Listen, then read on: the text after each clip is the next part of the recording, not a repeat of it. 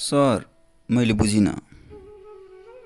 पुरै कालो पार्टीलाई तिल चामली पारिसकेपछि पार्टीको बेटमा चक्को टुक्रा अडाएर लाम्काने मास्टरले बुझ्यौ सबैले भनेपछि अन्तिम बेन्चमा बसिरहेको परशुराम ढकालको मुखबाट यो मधुरो स्वर निस्केको थियो। के बुझिनस्? रिठाको गेडा जत्रा आँखा पारेर मास्टर गर्चिए। खास उसले बुझेको त केही पनि थिएन।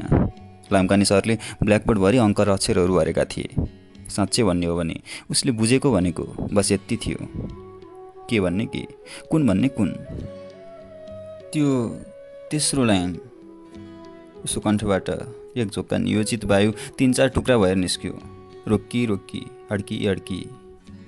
मानव लाम्काने मास्टर बोलेपछि उसका फोक्सोभित्रका हावा पनि थुरुरु हुन्छन्। काप्दै काप्दै श्वास नलीका भित्ताहरूमा ठोकिँदै ठोकिँदै थकित साउती बल्ल तल्ल आइपुग्छन् ओठसम्म।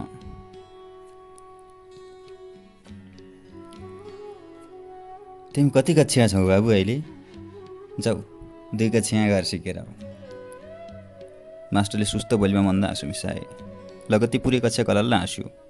सबैका आँखा उही तिर्सिएका थिए। खै मास्टरको मन्द बोलीले सियोले झैँ गोच्यो अथवा साथीहरूको हाँसोले हँसियाले झैँ रेट्यो। उसलाई ठुलै पीडा भयो। कुचिन आँटेको मुखलाई जबरजस्ती मिलायो। खस्ने लागेका आँसु बल गरेर रोक्यो। आफ्नो 2 हातलाई बेसरी निधारदेखि चिउँडोसम्म झार्यो। लामो सास तान्यो, छोड्यो अनि आफू अब रुन लागे जस्तो नदेखेकोमा आफैले विश्वास दिलाएर मुन्टो थोरै झुकायो। हुन त अचेल यो उसको लागि सामान्य प्रक्रिया हो। यसरी अनुहारको भावभङ्गी जबरजस्ती मिलाउन उसले सिकिसकेको छ। काखीमा काफी च्यापेर स्कुल आउजाउ गर्न थालेदेखि नै ऊ यसमा अभ्यस्त छ। किनकि उसका गुरुहरूको बुझाइमा ऊ बारम्बार गल्ती गरिरहन्छ। कहिले हरिहर वस्तीले बुझिसकेको हिसाब नबुझेर, कहिले प्रतीक्षा कार्कीले भन्दा ढिलो बुझेर, कहिले कुशल पाण्डेले भन्दा ढिलो सिकेर त कहिले सन्तोषी श्रेष्ठले कण्ठ पाइसकेको पाठ कण्ठ गर्न नसकेर। यस्तै यस्तै। अनि उसका गुरुहरूको बुझाइलाई नै उसले बुझिदिनु पर्ने हुन्छ। कान समातेर 100 चोटि उठबस गर्नुपर्ने हुन्छ। एक खुट्टा उचालेर स्कुल घुम्नुपर्ने हुन्छ। हत्केलामा सिमलीको सिमकाना थप्नुपर्ने हुन्छ। सपनाहरू अङ्कुराउँदै गरेको हृदयमा ठुलो खटखटे पाङ्रा भएको डोजर चलाउनु पर्ने हुन्छ। र अहिले पनि ठुलै गल्ती गर्यो उसले। गर्दिन भन्दा भन्दै गरिहाल्यो। पहिलो गल्ती त सरले ब्ल्याकबोर्डभरि लेखेर बुझाउँदा पनि नबुझेर गर्यो। बुझेन त चुप लाएर बसेको भइहाल्थ्यो। किन बाठो भएर पक्क बोलिहाल्नु परेको? कति न अहिलेसम्म पढाएकाहरू सबै बुझे जस्तो। उसका साथीहरू रामवीर नमे किस्नेले पनि त बुझेका छैनन् नि। खै त उनीहरू केही बोलेनन्। उसलाई मात्रै किन बढी हुनु परेको? दोस्रो गल्ती यसरी उसले सरकै अगाडि सरले पढाएको कुरा बुझिन भन्ने हिम्मत निकालेर गर्यो।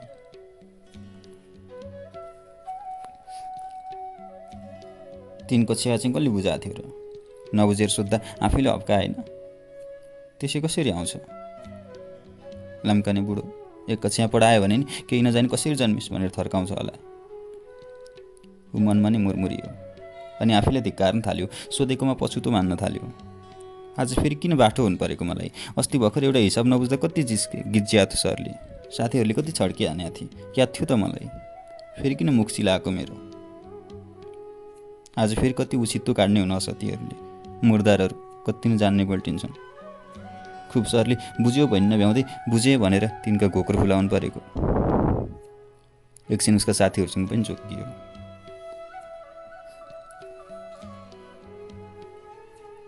हे गोबर गणेश, तेरो नाम मात्रै परशुराम होइन रहेछ, पशु नै होस् त। यति बुझाउँदा तेरो गोठको मानेगरले पनि बुझिसक्थ्यो। के पढेर आइस 5 कक्षामा? यति जहिले हिसाब जान्दैन। कराए भालुलाई पुराण सुना जस्तो तैँले पढेर पार लाउन सेर्केटा। लाम्काने सर फलाक्दै थिए। परशुरामको टाउको झन्झन नुक्दै थियो।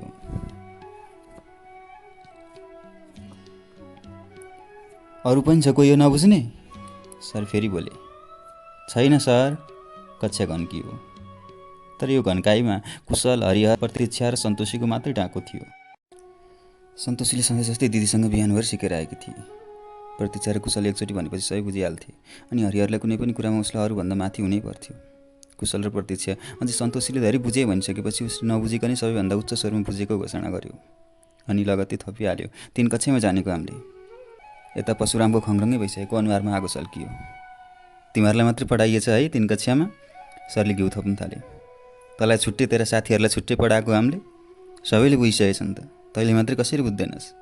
ध्यान दे आवा बुझ्ने होइन? के थाहा त किन बुझिन? नबुझौँ भनेर नबुझे यार। उसले मनमा नै जवाफ फर्कायो।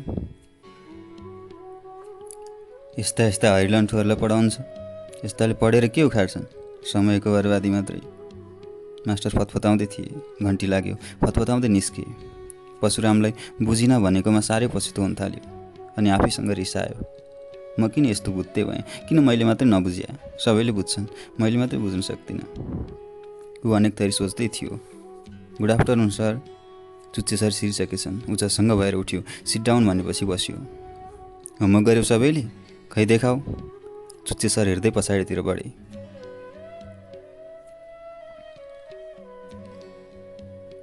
पर्से खै त किन नगरे? सर आएन। के आउँछ तँलाई? खाना मात्रै आउँछ? अरू साथीहरूलाई त आएछ त, तँलाई मात्रै कसरी आउन्न? ऊ मौन। हिजोको पढिस् भन् त।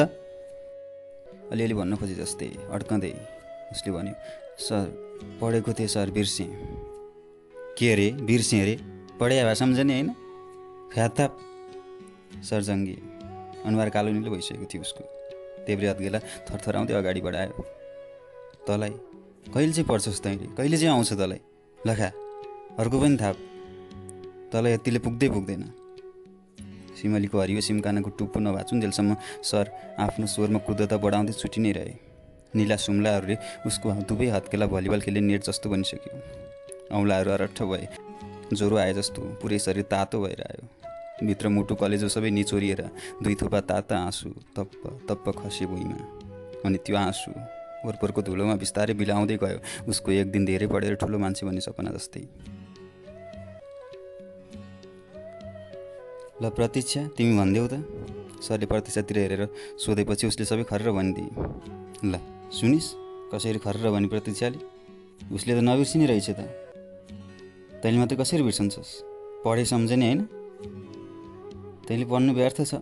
तेरो बाबुआमाले बालुवामा पानी खन्याएका। उसको हृदयमा आगो बलेर धुवाँको मुस्लो गाँठी गाँठी आइसकेको थियो।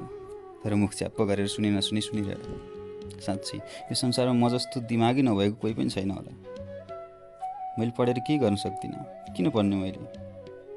दिमागमा यस्तै यस्तै कुराहरू खेल्दै उसको आँखा र टाउको खपटा मात्रै एकटक चुच्चे सरतिर तिर्सिएको थियो।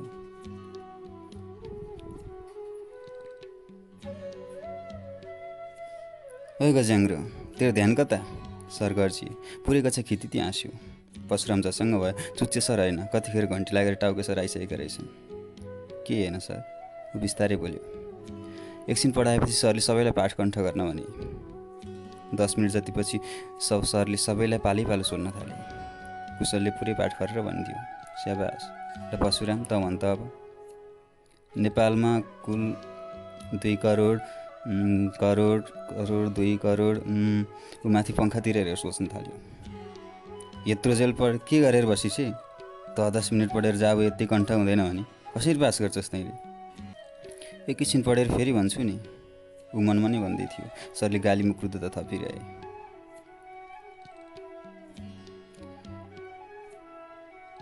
त्यस पिरियडमा पनि अरू के भयो उसलाई थाहा भएन। लामो घन्टी बज्यो। सबै हल्ला गर्दै तछाड मछाड निस्किए। बेन्चबाट उठेर पछाडि परशुरामतिर हेर्दै हरिले भन्यो, ओए गज्याङ्ग्रो, जामिन। नजिकका 4-5 जना साथीहरूले आँसुमा आँसु मिलाए। अरे बढी नबोल है, भेट्लासिन् फेरि। हरिस त उसलाई 2 घन्टा गाली गर्दा पनि नमर्ने गरी उठेको थियो। तर यति भन्यो र सँगै निस्क्यो।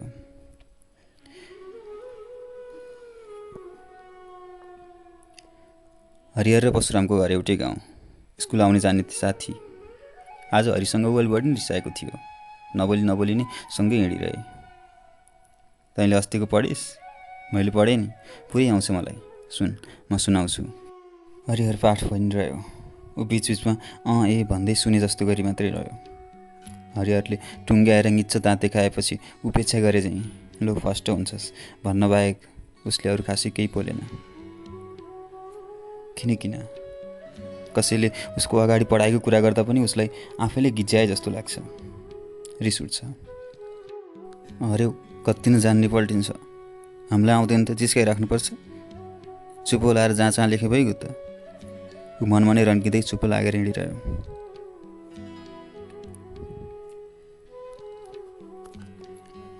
आधी बाटोको छेउमा जुगे बुढाको पसल छ।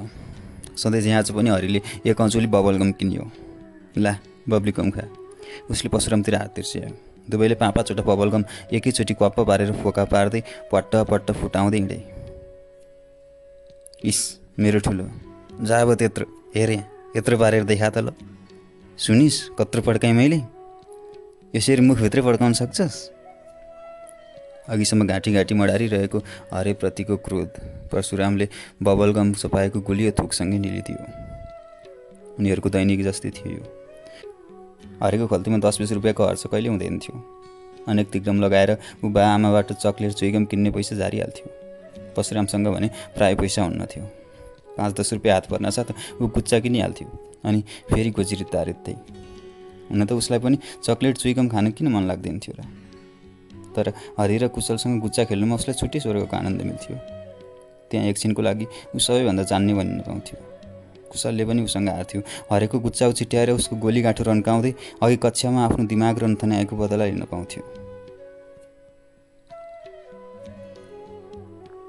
या गाली गरे गरून्, कक्षामा बसेर पनि नजानेर गाली नै खाने हो, होमवर्क गरे पनि बिग्रेर गाली नै खाने हो, बरु गाली खानु गुच्चै खेलेर खाने। साथी भाइ बहिनी कोही भेट्नासाथ ऊ कक्षा हापेरै गुच्चा खेलिहाल्थ्यो। पढ्ने बेला गुच्चा खेलेर बसेपछि कहाँ आउँछ? उसका गुरुहरू दिनकै गाली गर्थे। तर उसले गुच्चा खेलेर पढ्नु नजानेको हो अथवा पढ्नु नजानेर गुच्चा खेलेको हो। उसले बुझ्न नसकेको हो कि उसलाई बुझाउन नसकेको हो। उसले सिक्न नसकेको हो कि ढिलो सिकेको हो। उसका गुरुहरूले यति विघ्न सोचिरहने कष्ट कहिले गर्नु भएन। उहाँहरूको लागि कुशल र प्रतीक्षाले बुझ्नु भनेको आफूले बुझाउन सकेको प्रमाणित हुनु हो। उनीहरूभन्दा ढिलो सिक्नु भनेको सिक्न नसक्नु हो, दिमाग नहुनु हो।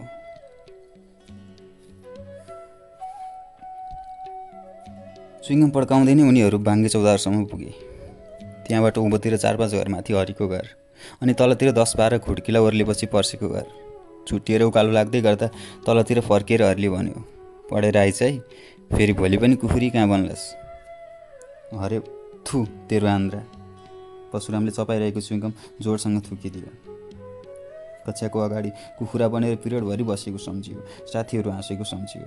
हरिले र कुशलले बेलुकासम्म गिज्जाइरहेको सम्झियो। म नमिलो भएर आयो। यस्तो दिमागले पढेर के उखेल्छस्? तेरो बाबुआमाले बालुवामा पानी खन्याएका। आज दिनभरिका गालीहरू उसको मस्तिष्कमा पालै पालो घुम्न थाल्यो। साँच्चै म जस्तो दिमाग नभएको भुत्तेले पढेर के गर्ने? किन पढ्ने? किन स्कुल गइराख्ने? स्कुल गए पनि बुझ्ने होइन, पढे पनि सम्झने होइन। फेरि चुच्चे सरको सिम्काना सम्झना पुग्यो। हत्केला सिरिङ्ग भयो। छातीभित्र एक्कासी तातो भएर फेरि चिस्सँदै आयो। भोलिदेखि त स्कुल जाँदै जान्न। यस्तै सोच्दै ऊ कछुवाको जालमा घर पुग्यो। घाँस काट्न जान पनि अल्छी लाग्यो त्यस दिन। कसैले नदेख्ने गरी आँगनको डिलबाट एउटा रातो रातो हुन लागेको ढिँडी टिपेर औँलामा बेसरी मिच्यो र नाक ओठ र जिब्रोमा दल्यो। अनुहार हल्का तातो भएर आयो, रातो भयो। मिडीको फलैँचामै झोला फालेर बारदलीको ओछ्यानमा गयो। गरी महिनामा जस्ताको रापले जलेको सिरकभित्र शिरदेखि पाउसम्म गुटमुटियो। बाबु के भयो तँलाई? सन्चो छैन हो? आमा नजिकै आएर टाउको छामिन्। ओहो रन्न जलिरहेको छ। खै मुन्टो बाहिर निकालेर उनले सिरकोबाट टाउको बाहिर निकालिदिइन् अनि एउटा रुमाल भिजाएर टाउकोमा बाँधिदिइन्। भोलिपल्ट बिहान होमवर्क सम्झियो। लामकाने सरले दिएका हिसाबका प्रश्नहरू पढ्यो। के हुने, के गर्ने हो, कसरी गर्ने हो, उसलाई केही मेसो आएन। अनि लामकाने सरको गाली सम्झियो, चुच्चे सरको सिम्काना सम्झियो। आङ सिरिङ्ग भएर आयो। स्कुल जान फिटिक्कै मन लागेन। टाउको दुख्न निको नभएको बाहना गरेर घरै बस्यो। दिनभरि दिमागमा अनेक कुरा खेलाउँदै ओछ्यानमै लडिरह्यो। पुछार गरे ठुलेलाई सम्झ्यो। ठुले 4 वर्ष अगाडि इन्ताकातिरै 5 कक्षा पढ्दा पढ्दै भारततिर गएको। जहिले आउँदा नयाँ नयाँ प्यान्ट, पछाडि गोजीमा यत्रो भुक्क पर्सभित्र हजार-हजारका नोट, टी सर्ट, जुत्ता क्या दामी।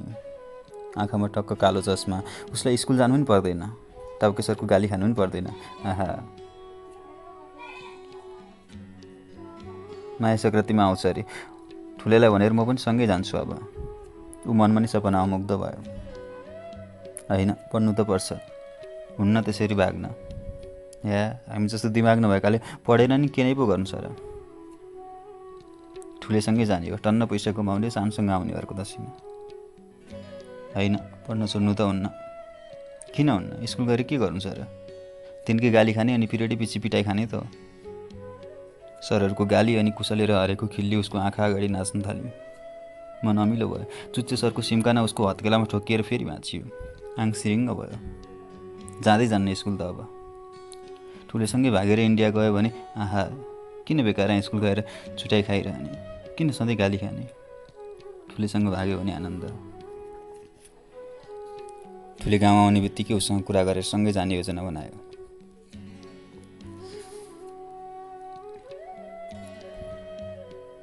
म अब यसै पढ्न छोडिदिने हो, जाँच पनि दिने होइन क्या अरे, किन पढ्नु? त्यसपछि ऊ बाहना बनाउन नसकेको दिन मात्रै अक्कल झुक्कल स्कुल जान्थ्यो। गुरुहरू उसै गरी पढाउनुहुन्थ्यो, उसै गरी केही बुझ्दैन थियो। कहिले कसो अलिअलि बुझेको हो कि जस्तो लाग्थ्यो, अलिकति फेरि भनिदिए पुरै बुझ्ने जस्तो सोधम लाग्थ्यो। तर उसको दिमागमा त्यो गाली अनि ती साथीहरूको अट्टहास, मुखमा प्रश्न आइपुग्नुभन्दा छिटो आइपुग्थ्यो र मुखमा बुझो लगाइदिन्थ्यो। धेरै सजिलो कुरा होला यो त, मैले मात्रै एउटा नबुझेको। अस्ति त्यो हिसाब सुत्दा त 3 कक्षामा जा भनेको थियो, यो त झन् 2 कक्षामा पढ्ने कुरा होला। भो सोध्दिनँ। उसै गरी हरिया सिम्कानाका टुप्पा उसको हतगलामा भाँचिरहन्थे।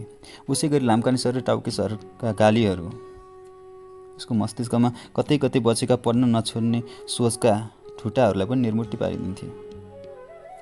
हरे र कुशलका तीखा व्यङ्ग्य उसै गरी टाउको हड्डी छेडिरहन्थे र पढ्न छोड्ने उसको योजनामा मल्ल गरिरहन्थ्यो।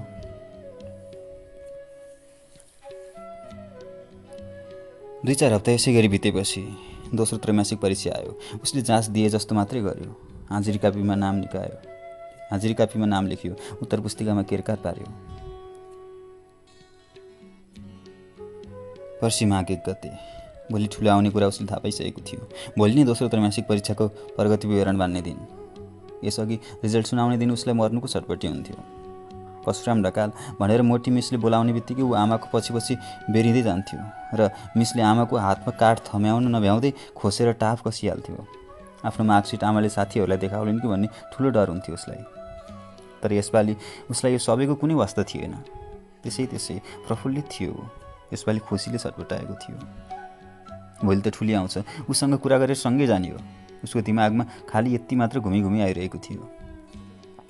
रिजल्ट सुनाउने दिन आमाको पछि स्कुल गएन यसपालि। दिनभरि क्यारम बोर्डको कोटी छिराउँदै ठुलेका ठुल्ठुला गफ सुनेर बस्यो। आफ्नो इच्छाहरू पनि राख्यो। हो त, पढेर के नाप्छस्? हिँड मसँगै, म मजाले काम लगाइदिन सक्छु। ठुलेले उक्सायो। ऊ ढुक्क भयो, फुरुङ्ग भयो। दुवै खुट्टा हावामा राखेर उडे झैँ भयो उसलाई। अगरुङ्ग घाँसको भारी फ्यात्त भुइँमा फालेपछि जिउ उफ्रिए जस्तो। माघ 3 गते, सधैँ राति 8 बजे सुतेपछि बिहान आमा 10 मिनटसम्म नबडबडाएसम्म मुडे लड झैँ लड्ने परशुराम त्यस रात 17 चोटि उठ्दै सुत्दै गर्यो। ला कति बजी होला? 4 बजे हिँड्नुपर्छ। 5 पो बजिसक्यो कि? झल्यास बेउजुन्थ्यो। जुरुक्क उठ्यो। दसैँमा मामाले ल्याइदिनु भएको पिलपिल्ले घडीको बत्ती बाल्ने बटन थिच्यो। ए भर्खर 12 बज्दै रहेछ। फेरि सुत्यो। धेरै परेपछि फेरि बिउज्यो। उठ्यो, घडी थिच्यो। 12 बजेर 10 मिनट गएको थियो।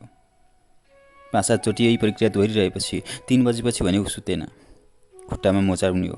बुढी औँला पुलुक्क भएर चियायो। या जुत्ताभित्र लाउने त हो नि, कसले देख्छ र? लगायो। हिजो दिनभरि घोटेर नयाँ जस्तै बनाएको जुत्ता पनि लगायो। अब अर्को दशैँमा लाउन भनेर राखेका सर्ट प्यान्ट नयाँ थियो, तर तिनीहरू दराजमा थिए। दराजको चाबी आमासँग थियो। तिनै लुगा सम्झिँदै स्कुल जाने सर्ट र प्यान्ट लगायो अनि टाउकोमा पाली भएको क्याप पनि उन्यो। झोलाबाट किताब कापी झिकेर खाटमुनि बेसरी उइक्यायो अनि घर बस्दा लाउने गरेको एक जोडी टी सर्ट र कट्टु पनि हाल्यो र 5:15 मिनट बाँकी छँदै झोला भिरेर ठुलेको घरतिर हिँड्यो। कर्साको झ्यालबाट सुटुक्क बोलायो। एकछिनको अलमलपछि दुवैजना अँध्यारोमा हिँडिहाले।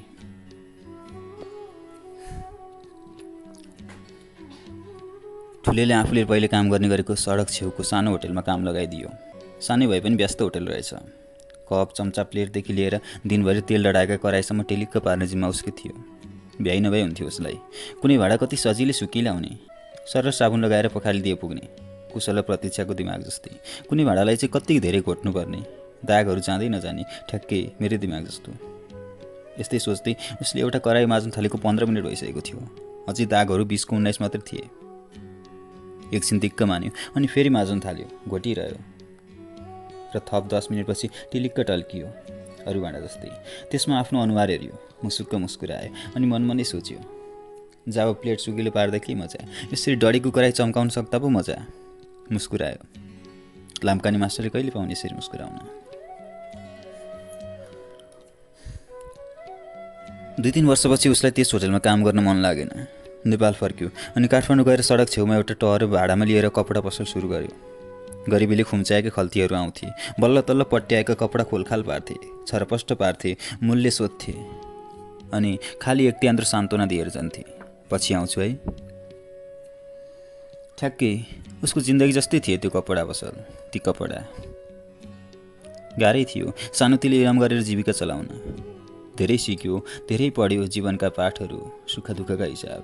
सहर पढ्यो, देश पढ्यो, कपडा पट्याउन सिक्यो। कपडासँगै उस्तै कच्याकुचुक परेको आफ्नो जिन्दगी पट्याएर सुकिलो खुसिलो देखाउन सिक्यो।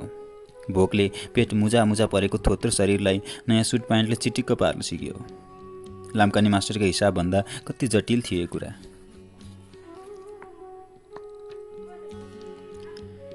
अहिले ऊ र श्रीमती मिलेर पसल चलाउँछन्। छोरी स्कुल जान्छन्। दैनिकी सामान्य नै चलिरहेको छ, तर विविध घटना, वार्ता, परिकल्पना, कथा, सङ्घर्षहरू आएर उसलाई बेला बेलामा नमिठो अनुभव गराइरहन्छन्। मैले पनि पढेको भए, त्यतिखेर पढ्न नछोडिदिएको भए, अलिकति मात्रै भए पनि पढ्न पाएको भए जस्तो। बाबा, आज इङ्ग्लिसमा 2टा राइट गरेको नि मैले, अब अझै धेरै पढ्ने अनि अर्कोचोटिबाट 10वटै मिल्छ, म्यामले भन्नुभयो। म्याथको सबैले बुझेका, मैले मात्रै नबुझेको, अनि सरले फेरि बुझाउनु भयो। अहिले त मलाई पनि सबै आउँछ नि बाबा। छोरी सधैँ चाहिँ फुरुङ्ग हुँदै दिनभरिको बेली विस्तार लगाउँदै परशुराम छोरीको हँसिलो मुहारमा मुग्ध हुँदै सुनिरहन्छ। दिनभरिको बेली विस्तार सकेपछि हुप्प मुख फुलाउँदै छोरीले भनिन्, सबैको बाबाले सिकाएर होमवर्क गरिदिन्छन्, हाम्रो बाबाले चाहिँ कहिले केही सिकाइदिन्छन्। छोरीको यो कुरा छुरा भएर परशुरामको मुटुमा बिज्यो। एकटकले पर कतै आँखा अड्याएर सपनामा हराउन थाल्यो। नपढेकै कारण साथीहरूले आफ्ना तर्क हाँसोमा उडाएका ती चिया गफहरू, यसले त बरा पढ्न नि सकेन भन्दै लामो सुस्केर तान्ने ती बुढी हजुरआमा, 8 कक्षा मात्रै पास गर्न सके अब पुलिस यहाँ लगाइदिन्थे नि, हेर हेर कस्तो गाह्रो भन्दै सहानुभूति छरे जस्तो गर्ने आफन्तहरू। अनि त्यसपछि ती स्कुल जाने गरेका दिन, ती गाली, ती ठट्टा, त्यो सिमलीको सिम्कना, त्यो बाँसको लट्ठी, पालै पालो उसको दिमागमा नाच्न थाल्यो अनि आँखा रसिलो पारेर सोचिरह्यो, खास हामीलाई पनि यस्तै सर्मिसले पढाएको भए म पनि छोडिदिन्थेँ होला नि 5 कक्षामै पढ्न, केही न केही त पक्कै जान्थेँ होला।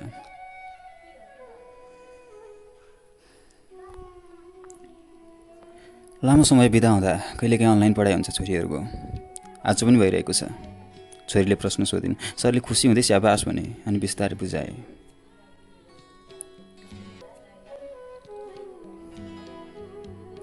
छेउमा बसेर छोरीले पढेको हेरिरहेको परशुराम आफ्ना गुरुहरूलाई सम्झन्छ अनि सोचिरहन्छ, खास मेरा गुरुहरू पनि यस्तै भइदिएको भए। 2 नम्बर, 4 नम्बर, 5, सर 6 नम्बर।